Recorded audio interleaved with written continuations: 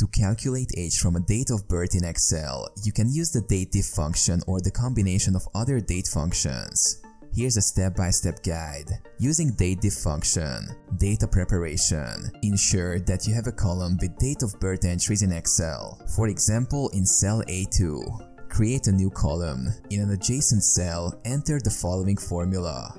This formula calculates the difference between the date of birth in cell A2 and today's date, returning the years. Result: the cell B2 will now display the age in years. You can drag the formula down to calculate ages for multiple date of birth entries.